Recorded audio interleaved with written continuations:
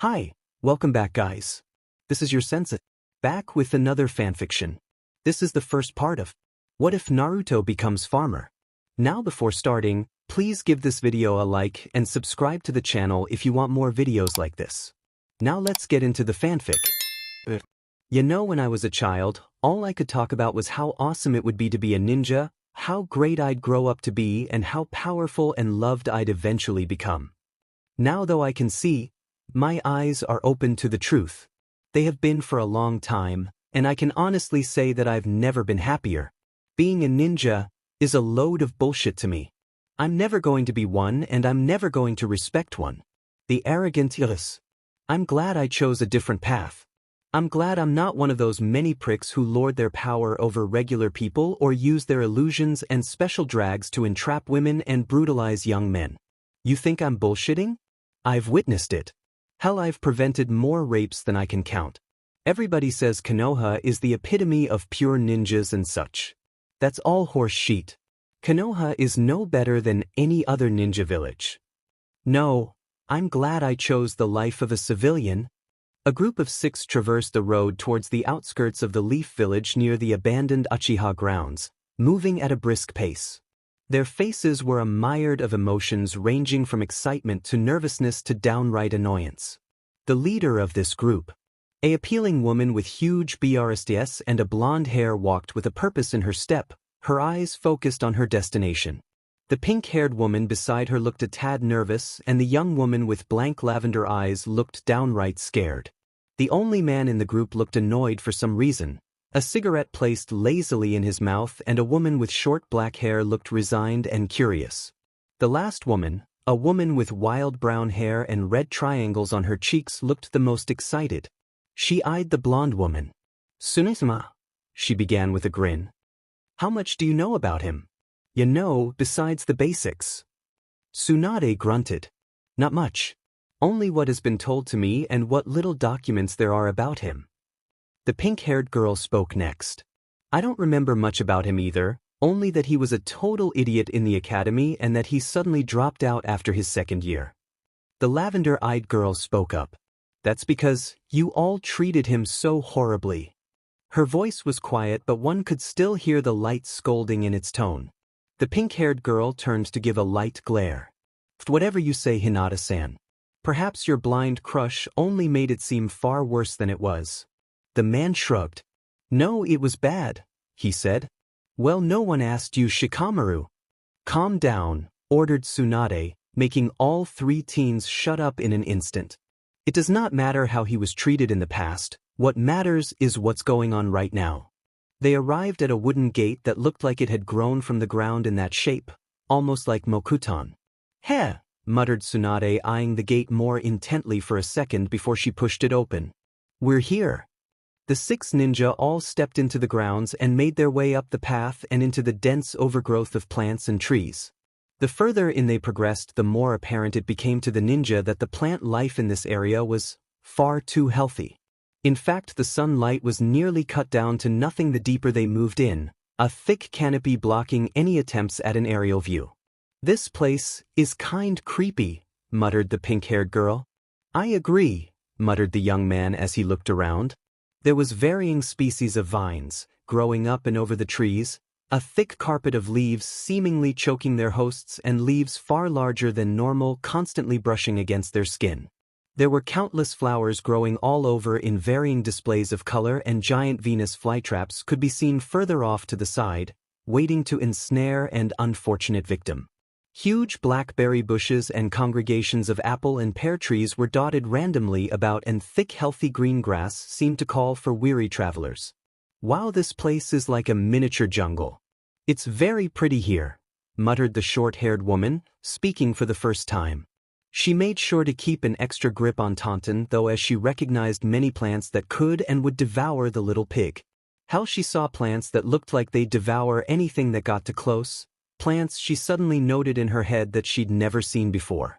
Her fascination grew as they continued to move forward, more and more plants becoming unrecognizable, like the gigantic flower that looked like it had teeth. "Okay, I'm starting to get creeped out as well," she muttered. The woman with wild hair gave a hearty laugh. "Well, you have a right to be. A lot of these plants reek of demonic chakra. Be careful. Everyone tensed. What has he been up to? They marched at a careful pace for what seemed like an eternity, the pink-haired girl making it a point not to pay too much attention to the plants and trying to ignore the breathing a few of them were obviously doing. She was about ready to make a run for it when they finally emerged from that demonic-looking forest and into a huge clearing where they all abruptly lost their breath. It was a farm. 10 acres of absolutely appealing farmland, all teeming with fruits, vegetables, and flowers. Corn and pumpkins and sunflowers and strawberry bushes were all compacted neatly in one group, while rows of apple, cherry, pear, orange trees bathed the area in shade of orange, red, pink, and yellow. They saw poles jammed into the ground, and on those poles, large bushes of grapes grew, reaching as far as they could to the sun, and raspberries grew all over the place. And then there was the numerous unidentifiable fruits and vegetables that made up the other half of the farm. Huge human-sized red pear-like fruits hung from thick branches on huge bushes, melons consisting of purple and pink seemed to glow, and gigantic apple-like fruits rested on ground. And the flowers? They were dotted randomly throughout the farmland, huge and bright orange, constantly secreting a yellow pollen that smelled wonderful. This place was amazing. And right in the middle of this was an average-sized house. It was probably large enough to house 3 or 4 people.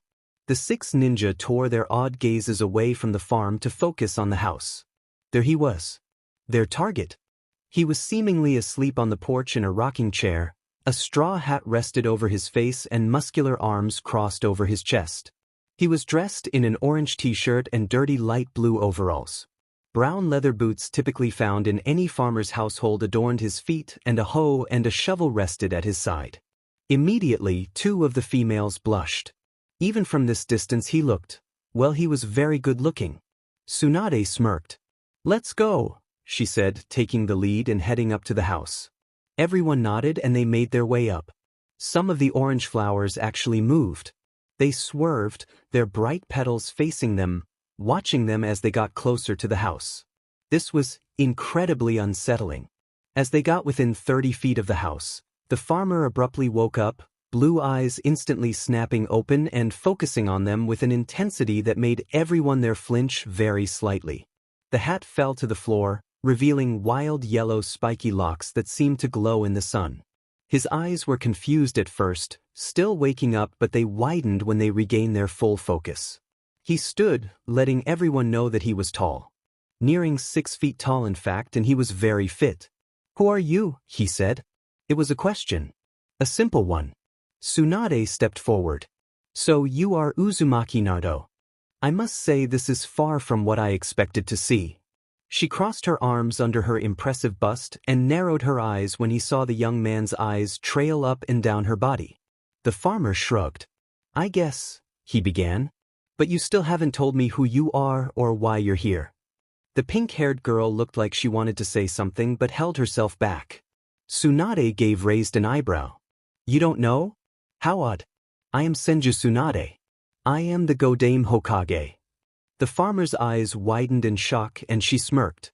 "And these are important members of the different ninja ranks in the village. Sum, a council member, Shikamaru, a respected chunin, Hinata, a clan heiress, and my 2 apprentices, Shizune and Sakura, heads of the medical department." She took a step forward. "We are here because you are in grave danger." "Huh." She elaborated. "You are one of 2 remaining containers that has yet to be captured. They will come for you." "Huh." She sighed. "Akastuki is getting too strong.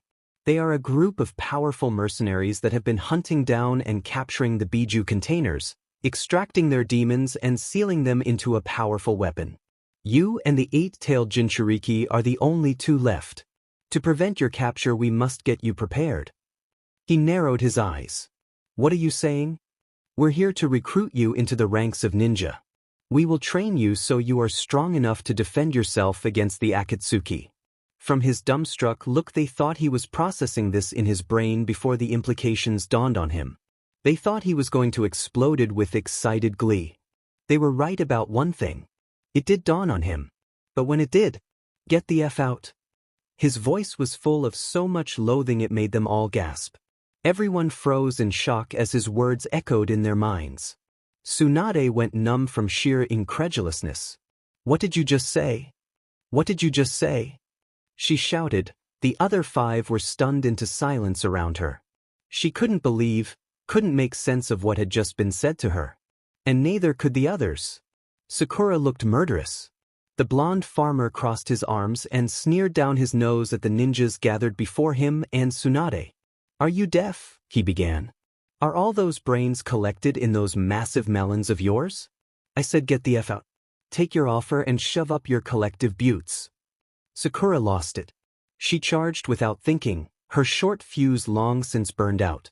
"Who do you think you are, huh? Show some respect." She raised her fist in preparation to blasting his head off of his shoulders when Tsum appeared in a flash of shunshin and grabbed her wrist with a bit of effort. "Stand down, Gaki," she snarled while paying close attention to Naruto, who hadn't even flinched. Sakura took a few seconds to calm herself, but she was now openly scowling at Naruto. Tsunade used this momentary pause to rein in her own temper and opted to speak again once she was suitably calm. "Naruto," she began. "The Akatsuki is not something that can be brushed off. With 7 of the Biju taken already, they are now a threat to the entire world. With the Kyubi and the Hachibi they become DMN near invincible. Aren't you even the least bit concerned about your own safety?" She tried to sound as concerned for him as possible, to see if she could gain a little of his trust. His snort destroyed any hopes of that. "I can take care of myself," he said. "I don't need your ninja magic tricks to stay alive." "Heh, you have some nerve, brat," said Tsum with a feral grin.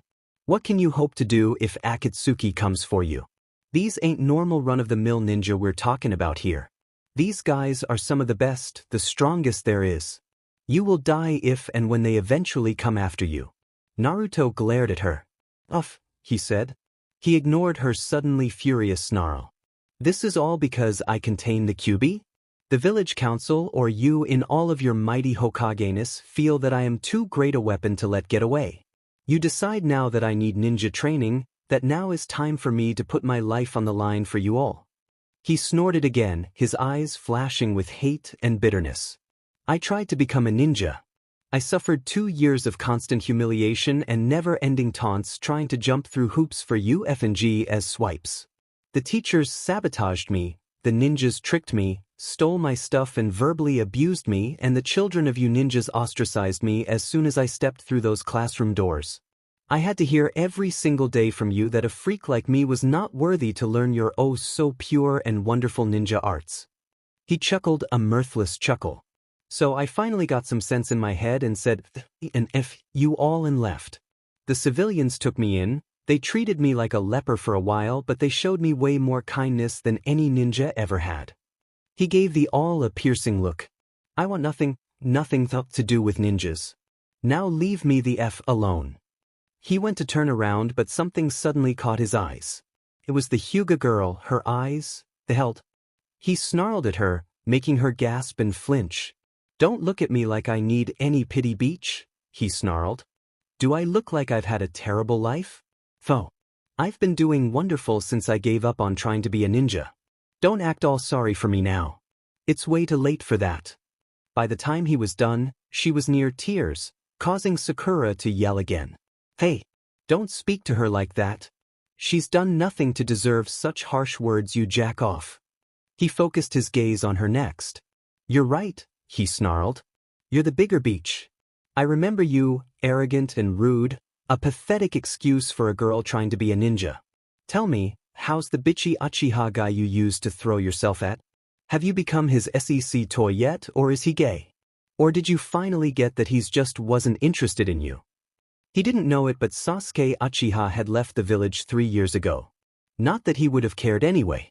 But his departure had done a lot of damage to Sakura, and his remark opened wounds that had yet to heal.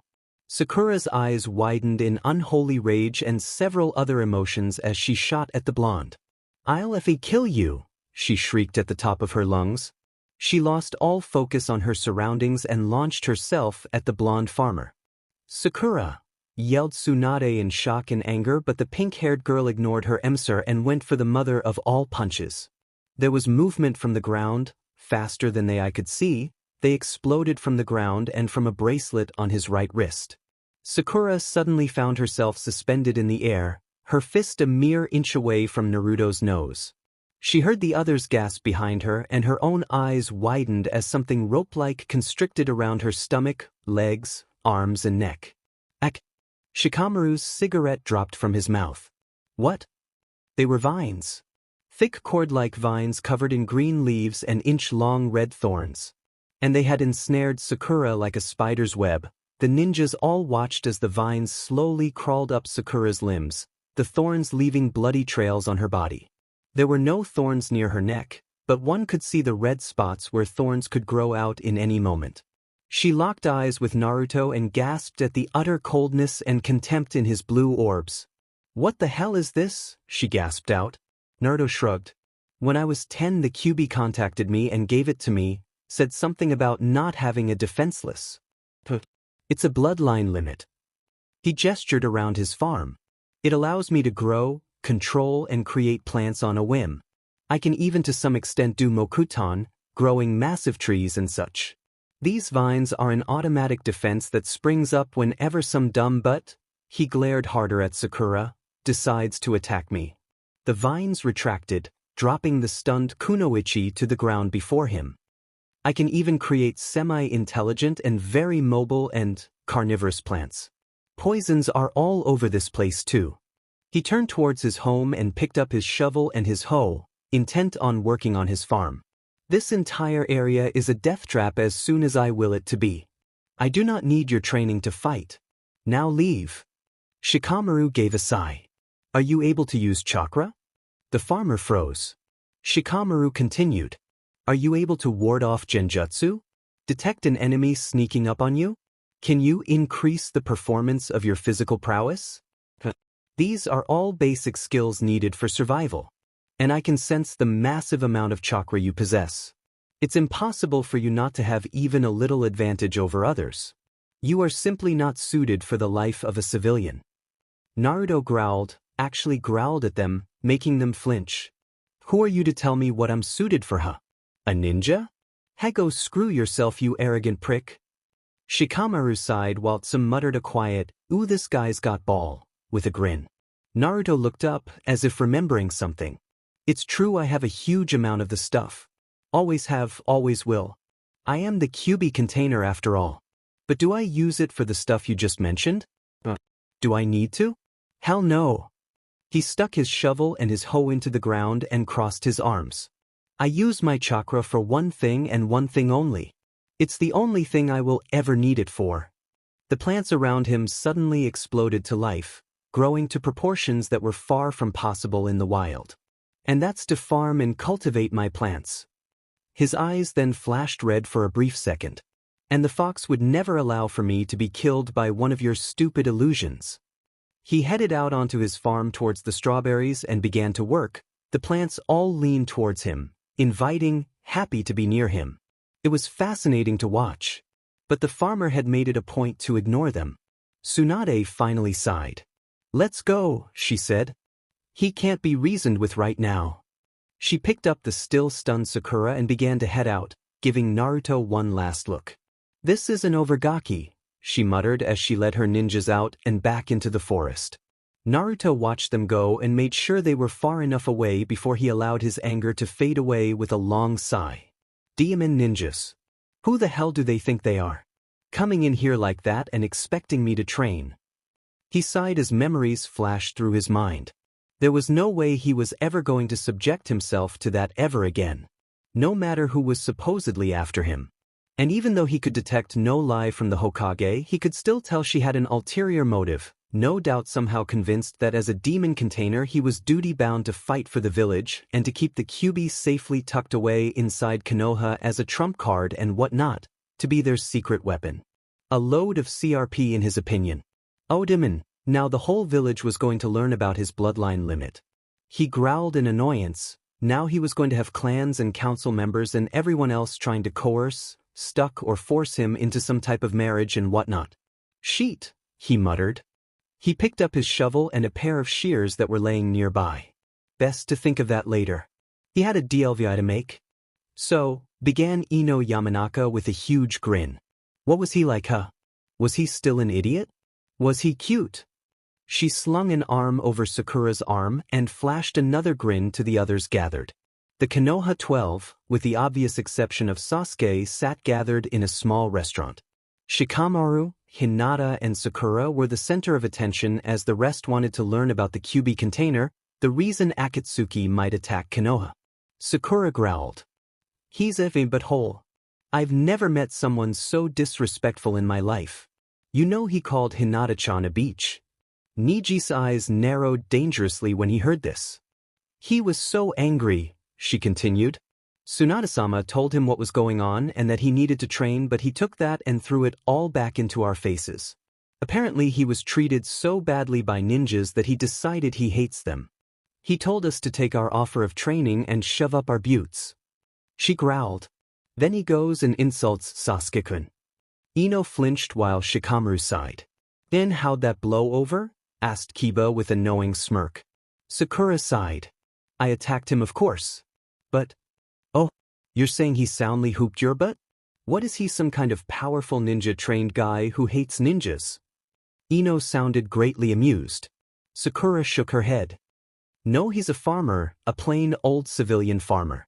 He even had the stereotypical straw hat and the dirty overalls. Everyone looked at Sakura, Shikamaru, and Hinata with incredulousness. A farmer? They all shouted at once. Yeah, a farmer. Kiba burst into laughter. You got yours whopped by a farmer? Oh god, that's freaking funny. Hey, Ida took his head off if it wasn't for that freaky bloodline limit of his, so shut up. Bloodline limit? Sakura's eyes turned and focused on a relatively new member of the group. Yes, Sai, a bloodline limit. It's powerful too. With that thing alone, he's probably as strong as an average jounin. It's both scary and appealing and, well, let's just say it's fitting that he's a farmer. Sai raised an eyebrow. I see, he muttered, his mind already scheming. Danzo-sama would like to know this. Tsunade would have been lying to herself if she said she had not been dreading this moment. She could already feel the oncoming headache as she entered the very much clichédly talked about and used council chambers. However, unlike a lot of other villages, some of the other main ninja villages included, this council consisted only of the ninja clan heads, Danzo, Hamura, and Koharu, and a couple of other prominent ninjas such as Ibiki. Tsum's grin was the only relaxing thing she could see in this room, while everyone held looks of obvious demand or expectations. She took her position at the head of the table and clasped her hands together in front of her, waiting for one of them to speak. She was not disappointed. Well, began Hayashi Hyuga of all people. He seemed more tense than usual, no doubt somehow having heard of Naruto's harsh words of Hinata for something as small as feeling pity for him. However, that did not excuse his tone. Tsunade sighed. First of all, Hayashi, please refrain from talking down to me. I am not my sensei. And she wasn't. She'd had to remind a few of these guys a few times already. She'd do damage if they thought to impose their will upon her. Especially considering how lucky they are that she had even agreed to return in the first place to this village. But enough about that. Hayashi had a right to know, as did the rest of the village. I don't know how he was treated as a child, and frankly I don't really care. She causing the eyes of a few of this council. Some of these clans were arrogant. Whatever. However, what I am concerned about is the fact that because of said treatment, the Kyubi Jinchuriki refused my offer of ninja training. His disrespect is astounding and his bitterness is counter-productive to what needs to happen. She rested her chin in her hands. Anybody care to explain? When she was met with no answer, she sighed again. I see. Well, here's how I see it. Uzumaki Naruto, because of the way he was treated as a child, has openly displayed outright loathing for what he was meant to be. I have no idea how to crack him out of this shell. Hell, it's amazing you've ignored him this long. You'd think it'd be more of an issue when the Kyubi Jinchuriki decides that no, he'd rather be a civilian farmer instead of a ninja. This time one of the more predictable people stood up. And that is exactly my point, Tsunade-dano, said Danzo with a narrowed eye. Had he been allowed the proper tutelage, none of this would even be an issue. So what do you suppose we do to correct this mistake? Tsunade, while not a big fan of Danzo, couldn't help but sigh in agreement. Proper tutelage would have prevented this, not a bunch of stupid bigots who couldn't use their own pea-brains to discern container from contained. Konoha should be lucky all they have is a typical ninja-hating civilian instead of a rampaging monster much like the Ichibi Jinchuriki had been. Now as to what form of proper tutelage was acceptable was still up for debate, but that too is not an argument she felt like getting into at the moment. She eyed the man. I honestly do not know. Trying to send a ninja in to befriend him will not work. He pulls no punches with his insults. Hinata can attest to this. If it's a ninja he will attack with harsh words. And trying to force him is out of the question, Danzo, since I know that what's your scheming. If you try and force him he will attack you. And trust me when I say that he's far from helpless against ninjas, especially in his own home. She refused to tell them that this was because he has a powerful bloodline limit that allows him complete domination over anything plant-like in nature. She was trying to find a way to convince the blonde farmer to join the ninja ranks, not further increase his hate towards them by spilling information such as that and therefore resulting in ninjas constantly harassing him for his powers. This is perplexing, muttered Inoichi with a thoughtful look. Tsunade nodded. Indeed. For now we will just have to keep an eye on him, see if there is something we can use, or something about him that we missed. There were murmurs of agreement as she ended the session. A sturdy knock at the door startled the matron of the local orphanage, causing her to nearly drop her glass of tea. She gave a slight sigh. Now who could that be? She muttered as she waded through excited children to the door. Coming, she called as she approached the door. She took a second to make sure her hair was neat before she opened the door. Hey there, Miyuki-chan, said Naruto with a smile as he hefted the rather huge burlap sack over his shoulders. Naruto, she called with a wave of happiness. Naruto Nii-san? Naruto Nen is here. The blonde farmer laughed openly as he was swarmed by numerous children ranging from 5 to 10. You're back. You're back, Naruto Nii-san is back. Yay.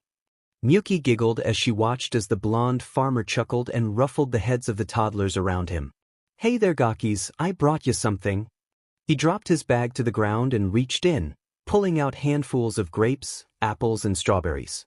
The children gave excited yells and ran off in different directions, carrying as much as the fruits in their little arms as they could. Miyuki giggled again as Naruto's sweat dropped. Sheesh, not even a second glance. Do you think they only like me because of my food? He asked with an amused chuckle. Miyuki giggled again and said, perhaps. It's because you spoil them, causing him to pout. She giggled again and gestured towards the kitchen. Have a glass of tea? She asked. He chuckled, giving an exaggerated bow as he followed her. But of course, my lady. She laughed, her voice ringing out like a appealing chime. They entered the kitchen where he deposited his sack again. Got the weekly dealvoy for ya and the brats. Hope you like him. I went all out this time, he said with a grin as he sat down at the table and accepted her offer of tea. Naruto, you say that every week, she laughed out. He chuckled and said, because it's true. He listened as she once again giggled and smiled warmly at her. The orphanage was the only place he could associate any happy memories. When he was 4 he was placed here. Miyuki was still a bit young, still getting used to the idea of taking care of numerous children, but she proved to be an excellent mother. When Naruto had first been introduced she had been admittedly weary, but he had soon wormed his way into her heart, and she loved him as much as she loved any of the others, and that feeling only increased in the coming years.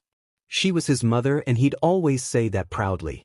She had supported him with all of her being when he decided he wanted to be a ninja, paid for his fee and made sure he had all the right supplies. She was there to comfort him every night when he returned home after suffering another wave of abuse from his so-called peers and the so-called superior beings. And it wasn't just his Jinchuriki status either that made people dislike him, it was his status as an orphan and his lack of some important ninja clan and whatnot. The children, most notably that pink-haired girl, the blonde girl and the dog boy, made sure to drive those points home repeatedly. He'd moved out of the orphanage the same day the fox had given him his bloodline limit. Since he now had a means to stay healthy and fed, he felt it was his obligation to relieve Miyuki-chan of a bit of stress, not that she'd ever admit to being stressed out. He'd found a rather large open space of ground near the abandoned Uchiha grounds to set up his home. It was most likely an extension of the Uchiha grounds itself, a park or a personal training field. He didn't know, nor did he care to find out. He had turned the area into his domain in no time at all. Feeling like he had this power but no outlet, he took to studying the profession of farming and in a few short years had mastered it. Now he makes weekly deliveries of numerous fruits and vegetables, both well known and unheard of to the orphanage, both in thanks and out of love for Miyuki. The children loved his creations and he loved to see them smile in glee every time he stopped by for a visit. He didn't wonder the village at all. If he wasn't at his home surrounded by his plants, he was at the orphanage, catching up with his Ka-san and playing with the children. The rest of the village really had no interest to him. It hadn't for years. Hey, he's such a recluse. Miyuki-chan often teased him for this. I mean, come on. Everyone was there the day Tsunade became the Hokage. Except him, of course. How else would he not know who was walking up his path to greet him? Miyuki watched her son's face as he got lost in thought and smiled. He was always doing that. It's because he's too stubborn to go out and make any friends, she thought with a giggle. Cammy only knows why he preferred the attention to a middle-aged orphanage matron and a brood of obnoxious kids. He was attractive and he was very charming. He'd have no problem finding a girlfriend and a few buddies he could hang with. That is, if you barred his sudden loathing whenever a ninja got too close to him. She eyed him again as she lowered her cup. Anything new today? She asked, suppressing a snort. Because Naruto didn't do anything to cause new situations for him. Imagine her surprise when he let out a sigh, his eyebrows furrowing a bit. Well, I was visited by the Hokage and her lackeys today. She tensed and gave a questioning look, her own bit of bitterness surfacing as memories of young Naruto's constant dejectedness. Oh, what did they want? He looked her in the eyes and took another sip of his tea. To train me, he said simply. Wait, what? She asked indignantly. He laughed. I know, right? They showed up out of nowhere and said something about a deadly organization and a plot to take over the world by using the demons sealed within their hosts. Apparently it's necessary for me to train so I can defend myself against them. Miyuki hesitated for a second before she asked him. What did you say? Oh, I told them all to lick my ball, of course. A slap upside the head and a scolding that told him to mind his language caused him to laugh. Okay, sorry, Ka-san. No, I didn't tell them to lick my ball, but I did tell them to go screw themselves. If they think they can waltz in all high and mighty and get me to join their ranks, they obviously don't know who they're dealing with. They lost that chance and no amount of deadly demon hunters is gonna change my mind. Besides, aren't they ninjas? Isn't it their duty to defend Konoha's citizens? Miyuki smiled as he did the air quotes with his fingers before rested her hand on his. Well, I can't relate to how you feel, but I can give you a bit of advice, okay? He nodded. She gave a slight smile. Be careful. You're too special for them to ignore. He nodded. Yeah, you're right. His confident smirk returned full force. But no worries. I'll be fine. Her smile was hesitant but still there. A couple of minutes passed through before Naruto stood. Well, I believe that's enough gloom and doom for one day. I'll see you later, Ka-san. Tell the brats I love them and all that mushy stuff. Miyuki giggled as the blonde farmer headed towards the door. Take care, Naruto. He gave her a lazy wave before he exited. He exited the orphanage with his smile still in place and began to make his way back home in a lazy manner. People swerved to avoid him while giving him curious glances. It was the same every week. The people recognized him but could not remember where they recognized him from. Of course, every once in a while someone would remember, but other than that he was left alone. He preferred it this way. It was a lot less stressful. As he once again got lost in though he veered off of his normal path without really knowing it. Cammy, those ninjas had thrown him off balance. Now his mind was full of bitter memories and anger. I'm becoming emo, he muttered to himself. Then he chuckled. A sudden invasion of a powerfully delicious smell snapped him out of his daydreaming and he promptly noticed that he was not where he was supposed to be. With a silent curse he made to make his way back when he caught sight of something. It was a young woman, perhaps a bit older than he was but not by much. She had chocolate brown hair and cute dark eyes. She was dressed in an apron and a white bandana, serving ramen at a small stand. Her smile was bright and genuine, and her tenderness warmed his heart. He eyed the stand. "Ichiraku ramen?" He gave a slight smile. "I am a bit hungry," he said as he made his way over. Ichiraku was taken by complete surprise when a tall stranger she has no memory of ever meeting entered the stand and gave her an extremely warm smile. "Hello," he said to her. "I'm Naruto and I'm wondering what ramen tastes like. Is it any good here? Are you able to satisfy me?" She stared at him for what seemed like an eternity, drinking in his handsome visage. His bright blue eyes were appealing, as was his sun-yellow hair. His overalls were a bit dirty, as was his orange shirt. A farmer, she thought. But from where? Konoha didn't have any farmers as far as she knew. Their goods were imported from the capital in Fire Country. She didn't wonder too much though, as she had more important things to worry about, like her blatant staring. She blushed. "Oh, I'm sorry," she began. "What would you like?" She handed him a menu and waited for him to make his decision, a decision he made rather quickly. "I'll take a bowl of the veggies, please." She was a bit surprised. A veggie bowl for someone like him? How unusual. The veggie bowl was generally only ordered by superficial girls needlessly worried about their weight, but to each his own. "Coming right up," she said with a smile. He smiled back at her, making her blush again. She prepared the meal with an eagerness that made her father raise an eyebrow before checking to see who was out there, then chuckling as he returned. "Relax, Ayam-chan, he's still there," he said. She glared at him and told him to shut up. She had the meal ready in 5 minutes. "Here you go," she said, handing the meal to him. She was rewarded with another one of those smiles. "Thanks," he said. He took his first bite and smiled almost immediately. "Wow, this is good. You sure know how to cook, miss, She giggled and said, "I am. Ichiraku I am." He smiled. "I am, huh? Pretty name." She blushed again and cursed inward for acting like a little schoolgirl. As he ate, taking care to mind his manners, she found herself watching him again. He was the best-looking guy to come in for a while. And what's more, he was not a ninja. She didn't have anything against ninjas, but they were too perfect. Their constant active lifestyle made them all very good-looking. There wasn't a flaw on them save for battle scars. And many tended to be arrogant, feeling as if she should be honored that one would even show interest in a lowly civilian. But this guy was different. She found herself actually feeling like an equal, common ground if you will. "So, I don't think I've seen you around," she began, hoping to begin a conversation. Naruto smiled. "Oh, that's because I don't get out much. Kasen says I'm too much of a recluse, but I visit her so she doesn't know what she's saying." Ayam giggled. "What changed your mind today?" He shrugged. "I was lost in thought and ended up on a different path. Then I saw you, figured I'd come and say hi." She blushed, surprised by his admission. Really?" she asked before she could stop herself. His response was to produce a rose from seemingly nowhere and hand it to her. "Of course," he said. She stood there gaping at the flower. He laughed and stood up, pushing the empty bowl towards her as well as the payment and a generous tip. "Thanks for the meal, Ayam-chan. It was delicious." He turned to leave. She had to say something before he was gone. "Stop by again, okay?"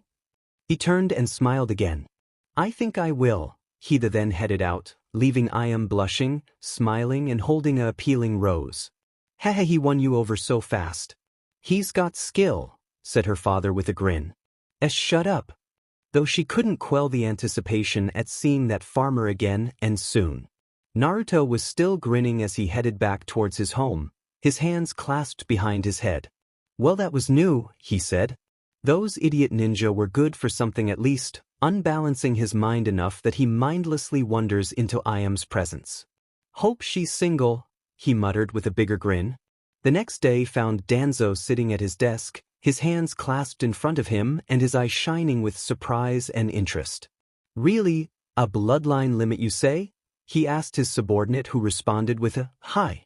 According to Haruno-san, the Jinchuriki has a very powerful bloodline limit. He apparently subdued her with no trouble when she attacked him. The details of the bloodline limit were not revealed to me, but she suggests he's strong enough to fight an average jounin evenly. Perhaps he's stronger. Interesting. Danzo didn't bother pondering why Tsunade had kept this knowledge from the council, as he could already guess why. She was trying to keep some bit of the boy's privacy to him. He snorted at this thought. A weapon as potentially powerful as the Kyubi Jinchuriki was not something that was entitled to privacy. And the fact that as a civilian he is capable of contending and even besting someone like Haruno Sakura with his bloodline limit alone means his potential is astounding. Uzumaki Naruto had lost any right to privacy the moment he became the Fox's jailer. It was simply his destiny, his purpose to fight, to destroy all of Konoha's enemies. But Tsunade also had a point. It will not be easy to ensnare the boy. He needed an edge. He needed to find out how the boy ticked, what motivated him, if anything at all. Study him, he began. I want to know everything, his daily routine, and the full extent of his bloodline limit. Report back to me when you have sufficient intel. Sai nodded and gave a salute. Hi, Danzo-sama. Then he vanished. Danzo looked up in thought. Uzumaki Naruto, my how interesting you've become. Tsunade sat at her desk rubbing her temples in thought. The obstacle that Naruto and his unexpected refusal to be trained had given her a rather large headache. Akastuki was on the move. Konoha had already received a threat from them claiming that Konoha would suffer dearly if they refused to give him up. They would come here and try and take him by force. And they would come here soon. She wasn't particularly worried about Naruto. She didn't even know the guy. However, she was fully aware of the necessity to keep the Kyubi out of Akatsuki's hands. He would need to fight to keep himself alive. It frustrated her a bit that he couldn't see that, but she couldn't really hold it against him. Didn't I need some sake? She muttered. The next day also found Naruto once again working on his farm, collecting numerous vegetables for his home and experimenting with his plants. He was smiling contentedly as he worked, absorbed in his task for the day.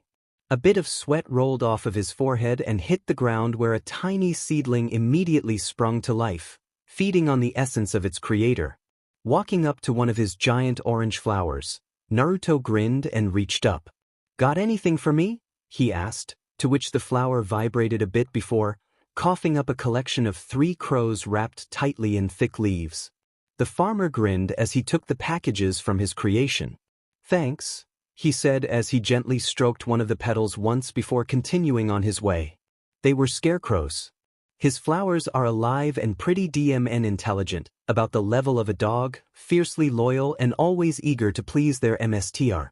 They guard his CRPs most zealously by ensnaring any intruding animal in vines and gift-wrapping them inside their stems for their creator for future consumption. It's a technique that has yet to fail him, even if it's a bit repetitive. One can only eat so much crow, rabbit, squirrel, mole or toad a day before he gets tired of it. Hence is the reason he eats more fruits and vegetables. He's not a vegetarian, but there is far more variety available to him in the forms of his plants than there is the unfortunate victims of an efficient security system. And because of this, does prefer such things over meat. He walked up to the porch and turned back over his farm. If you have anything else in there you can eat it, he told his flowers and smiled when they all vibrated happily. Walking inside, he placed the crows inside his icebox before grabbing his shovel and heading back out, passing his farm and heading into his small but very dense forest full of demonic-looking plants. Miyuki-chan has been pushing at coming over with the brats. He might as well prepare to scare the hell out of them, heh. He approached a large purple flower and gently stroked the stem. The flower gave an adorable squeak and opened up for him, allowing him access to the trio of needle-like barbs dripping with a yellow liquid.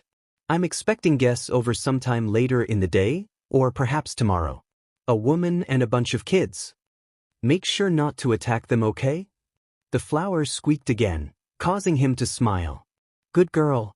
He spent the next half hour doing this to numerous species of mobile and attack plants such as a Venus flytrap, a giant sundew and several others that looked like some sort of sick combinations of demon and plant, complete with dripping fangs or rows of sinister teeth and long tongues. If there is one thing the ninjas couldn't break him of as a child, it was his imagination. There were some pretty scary-looking creations in this forest straight out of his ninja-hating mind. Speaking of ninjas, they will want to name his bloodline limit. He briefly wondered what they'd come up with. They'd probably come up with something simple like plant release. He snorted as he bent down to pick a few wild raspberries that were as large as apples. Heh, people are gonna want to kill for this ability. He was no idiot. As soon as that big-tit Hokage had identified herself and the others that were with her, he knew the jig was up on his bloodline limit. And if it wasn't at that point, it sure as hell was as soon as that pink beach had attacked him, springing the vines. Ninja were going to be coming from all over the village trying to test themselves against him. This though made him snarl, causing some of the surrounding plants to writhe a bit. Or they will try and befriend him hoping they could get him to join their clan. This made him sigh in annoyance. Or they will try and steal his DNA by either trying to stuck him with a kunoichi or by forcing him to bleed, or try and kidnap him altogether. It wouldn't surprise him really. And this was on top of constant flow of requests or attempts to coherence him into training as a ninja that he knew were coming. Why's his life have to be so dim and difficult? He started thinking again as well, banishing his increasingly negative thoughts in favor of a more positive one.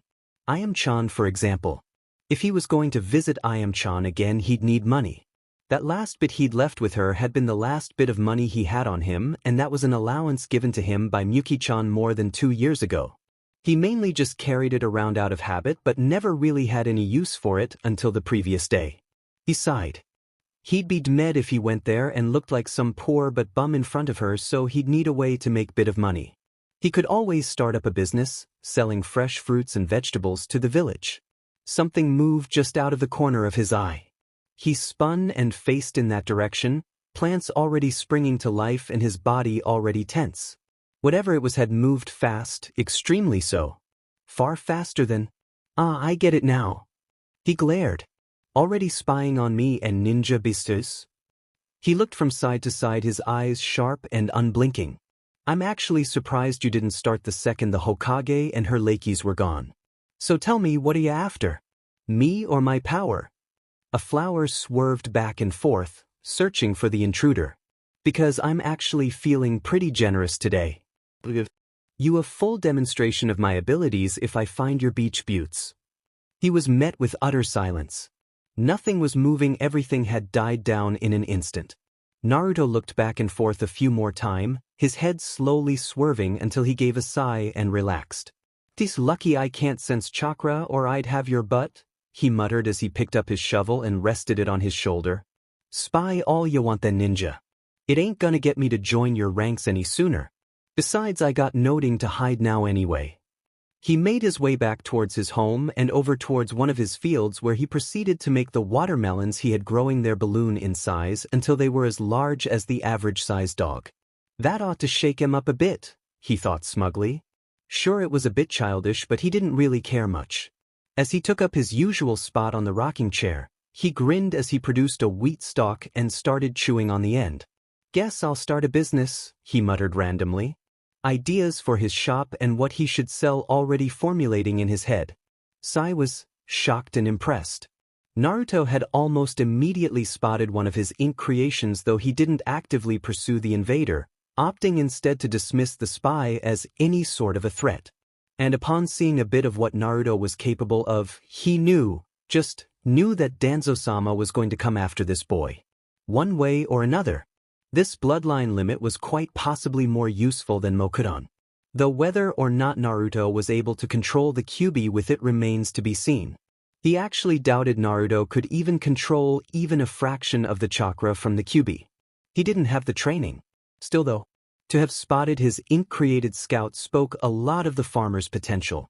Feeling a bit more confident now that Naruto knew he was being spied on but was opting not to do anything about it, Sai took his first step into Naruto's territory. A trio of needles sunk into his neck a second later. His eyes widened for a split second before he exploded into ink. What was that? Sai had barely managed to get away from that projectile and was once again standing outside of the small forest. Was it a plant? He took a few more note and vanished via Shunshin. He'd have to take a different approach. Meanwhile, word was already beginning to spread. After Sakura had told her friends about Naruto's bloodline limit, they had gone home and told their parents, excited about the prospect of a new bloodline limit in the village. And as the news spread throughout the various clans, so too did a sudden longing for the blonde farmer. Pretty soon the entire village would be buzzing with talk about this mysterious ability. And it would only get worse in the coming week when Naruto would actually decide to leave his self-imposed seclusion and start the small stand that sold fruits and vegetables. And in another part of the world, a muscular dark-skinned man emerged from that severed tentacle of some huge beast with a grin. "Ha!